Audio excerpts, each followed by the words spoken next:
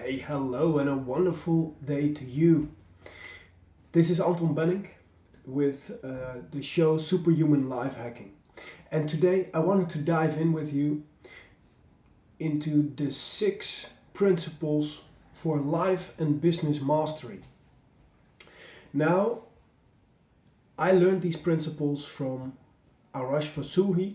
He is the Senior Vice President of Sales at the PGI Institute.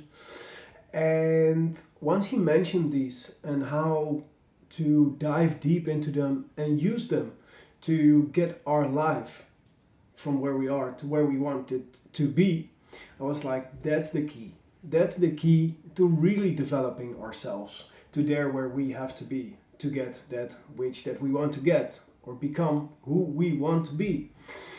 Now, let me kick off today as well, as I do every day, with the reminder, my friends, that we have one life, just one. So, why aren't we running like we are on fire towards our wildest goals and dreams? I believe this is probably because we have been conditioned to think that where we are right now is where we're supposed to be, and we're supposed to do that which we are conditioned and that which all the people around us are doing as well. Now, when we learn about these 6 principles for life and business mastery, we can literally set ourselves on the road to move there where we want to go. Take these steps forwards. So, what are these 6 values? What are these 6 principles? I'm talking about the principle of decision making, the principle of discipline, accountability, self-image, our standards, and our attitude. So, what are these principles exactly and how do we use them? Our decision making ability, the power of decision. As Tony Robbins has often told us, our decisions shape our destiny. Everything that we do, not do, and how that we respond to what's done unto us is all part of our decision making. And a very sad thing is that most people have learned to make decisions based upon what they currently have as resources or based upon what they currently have in their circumstances. But people that make decisions this way are those people that are creatures of circumstance. Because when we make our decisions based upon that what we already have available to us, we are never going to be able to move to new and higher frequencies, to new and better things. So, how do the creators of circumstance make decisions is then the question. And this is actually the opposite almost. Creators of circumstance, they don't look at the resources that they have available. If they make a decision, they make a decision in an instant. And when they make a decision, the only prerequisite for them to make a decision is asking themselves the question, do I want it? If they have enough money, if they have enough time, if they have the right connections, if they have the right resources, is not in the question. The only question is, do I want it? And based upon if they want it or not, they make the decision instantly. And they realize that sometimes maybe circumstances will provide a detour to getting that which you decide upon wanting to get, but it never prevents them from making a decision. Some people might be like, well, I don't want that house, or I decide not to buy that house because I don't have the money for it. Or I decide not to go on holiday because I don't have the money for it. Or I decide not to go and start that venture because I don't believe I have the right people in my network. People who are creators of circumstance, they don't look at that. They let go of the resources and they realize that they have all the resources of their infinite potential within to start making their circumstances for them. Circumstances, I make them, is what Napoleon Hill said. And our circumstances we make by making the right decisions. So let's dive into the next principle. The next principle is discipline. And discipline is so hard, yet it's so simple. Discipline is simply doing what you already know you should be doing. But you're not doing it because it is easier not to do it. Like Jim Rohn might put this most beautiful out of like all the people that I've ever tried to explain this. Everything that is easy to do is also easy not to do. So as it might be quite easy or quite simple to get out of bed early by just getting up when you wake up, so many people don't do it because it is at least, if not easier, to just turn around and like snooze around. So our discipline is our ability to use that power of decision and commit. And commit to making an irrevocable decision. First we make a decision and then we need to stay disciplined to act upon that decision over and over and over again. Even when it doesn't seem to make anything happen yet in our outer circumstances. So that is what discipline is. Discipline, I believe, has to be very close to commitment. And commitment, Darren Hardy taught us, is doing the thing you said you were going to do long after the mood you said it in has left you. Think about that. Doing the thing you said you were going to do. So doing the thing that you decided you were going to do long after the mood you came up with that decision has left you. So let's move on. Then we've got accountability. And accountability is like our partner on our journey to success. It is like our success insurance policy, as Bob Proctor often referred to it as. And accountability, I believe there's two different ways of accountability. One very strong one is to be accountable to your goal. Take your goal on the screen of your mind and going through your day, making the decisions that you make throughout your day. Try to make as many decisions consciously throughout your day so that you're aware of what you're doing, what you're not doing, and how you're responding to everything that is being done onto you. But mostly keep this goal in front of the screen of your mind because it will give you the ability to say, the decision that I'm now about to make or the thing that I'm now about to do, if I were truly accountable to my goal, is this what I'd be doing or would I be doing something else? Because every single thing that you say yes to in life, realize that you're saying no to something else. And that is very important. So our accountability to our goal is one of the most important things. And the second way of accountability that I believe is essential for speedily development, speedily growth, achieving your goals as fast as you possibly can, is by getting an accountability partner. Somebody that you trust, somebody that you respect, somebody that you do not want to let down. And this accountability partner could be somebody that you already know for a long time, but it also could be somebody that you meet at like some sort of seminar, or that you meet in some sort of training or course, or through some sort of like-minded group. Because this accountability partner that you choose in life, that is going to keep you accountable to your commitments, your disciplines and your goals, and you are going to keep accountable to his disciplines, his commitments and his goals, it's very important that they are somewhat like-minded, that they are also orientated towards developing themselves and growing themselves, and also on the path to goal achieving. Because Earl Nightingale told us that what is success? Success is the progressive realization of a worthy ideal. So you want an accountability partner that is also successful. And he is or she is a successful person the moment he or she is a person that is on a progressive realization to a worthy ideal or a worthy goal.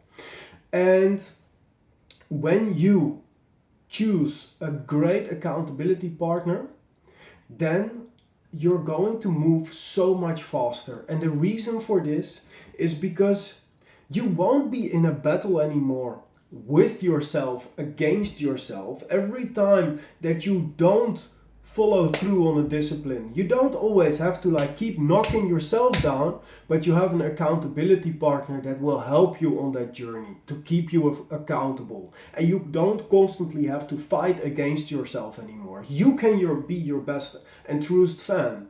And where and when needed, your accountability partner can set you straight, so that you don't always have to do that yourself anymore. Because so many people on this journey of personal growth, personal development, they're constantly in a battle with themselves, against themselves.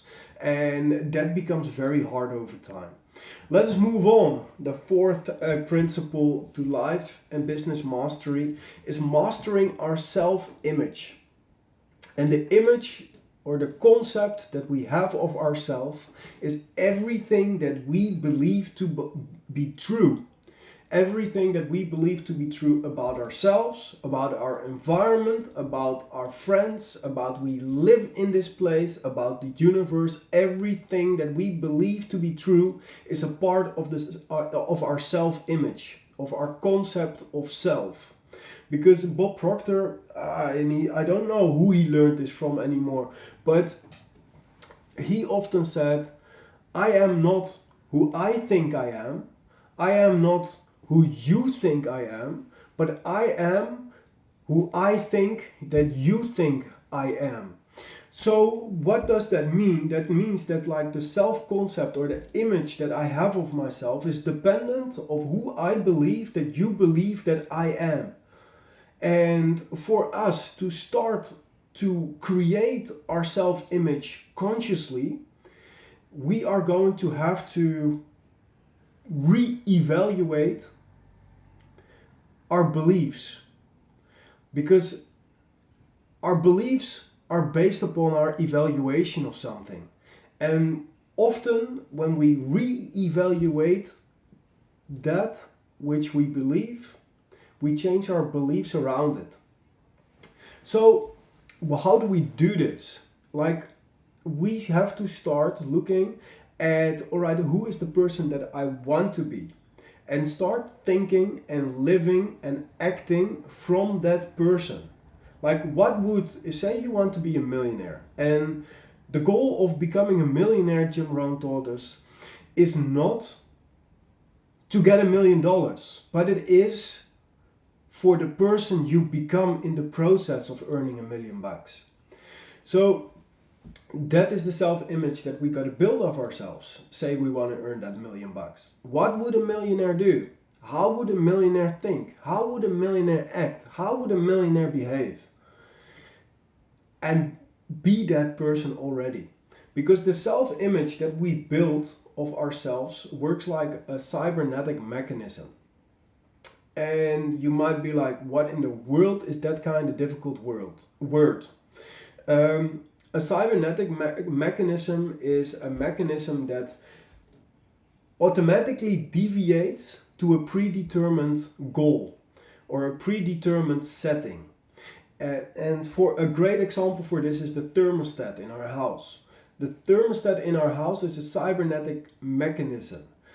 When I set the thermostat in my house in winter to 19 degrees Celsius and cold wind comes in, the temperature drops to 17 degrees, the thermostat automatically turns on the heating in the house and the temperature starts to rise again.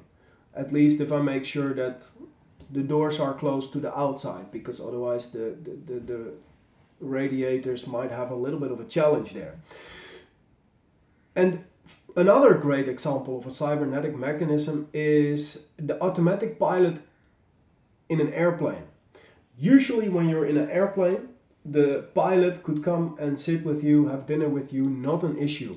Because here in an airplane, there's also nowadays these automatic pilots. And the pilot takes off, puts the cybernetic mechanism named the automatic pilot on, puts in where they need to go, and when the airplane goes off course, it automatically, through the automatic pilot, goes back onto course. And that is exactly how our self-image works. If we are a student and we have a self-image of being a C or a D grade student, then that is what we'll be getting. And say we get all of a sudden an F, and we get a boatload of annoyance and shiitake over ourselves from our parents or our counselors, and they're like, you're better than this, you know, you don't have, you're not an F student.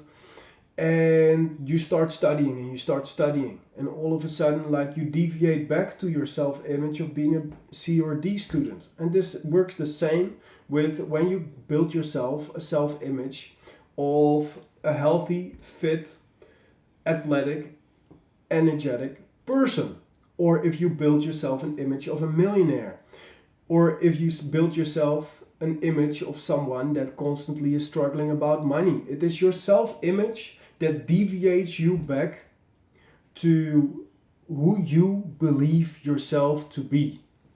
And that is the self-image. Then we move on to our standards. And Tony Robbins speaks so much about standards. Like that all we need to do in life to get healthier, happier, wealthier, more prosperous, live a more abundant, more spiritual, more serene life is to raise our standards. And he's like, is it that simple? Yes, it's that simple. But simple doesn't mean that it's easy to do, because as Jim Rohn, as I said before, everything that's easy to do is easy not to do. If we raise our standards surrounding our health, like, we become healthier automatically. If we say we start our day with a glass of water, we automatically become more hydrated and through that more energetic. But this doesn't work unless and until we change something we do daily. Also, let's refer back to Jim Rohn. It was like an apple a day. What if it's true? An apple a day keeps the doctor away. Now, it doesn't say don't eat apples for the whole week and then eat 7 apples on Sunday, but it says eat an apple a day to keep the doctor away. If you start raising your standards around money, it will change, but it has to become something that you do daily. Unless and until we change something we do daily, our lives will not change. It will stay the same. So let's say one simple principle we could change around money. On average, poor people get a salary and rich people also get an income. Both get an income. But what do poor people do? Poor people generally get their income, spend their money, and save and invest what's left. Rich people generally get an income, they save and invest their money, and spend what's left after that. So what happens with poor people? When we get our money and then immediately we spend it, or we spend it on the things that we need, we believe that we need everything that we spend our money on. And then at the end of the month, there's nothing left to save and invest. So turn it around. Give yourself a rich person's mindset. by when you get your income, save and invest your money and spend what's left and not the other way around. Now, last but not least, we've got our attitude. And our attitude is what Earl Nightingale told us is the magic word. And it is the magic word because our attitude affects everything. Our attitude towards life affects life happening towards us. Our attitude towards other people affects other people's attitude towards us. And what is our attitude exactly? Our attitude is a combination of all that we think, all that we feel, and all that we do. So our attitude is not just our thoughts, not just our feelings, not just our actions. Our attitude is all of that combined. And how do we improve the quality of our attitude? By starting to change the first step. Start to change your thoughts. Because when you change your thoughts, when you think about better things, you'll get feelings for better things. And when you feel better, you'll take better actions. That is the process. So start at the top. It goes upside down, inside out. That's the process, not the other way around. Thank you very much for listening. I went on a bit longer today.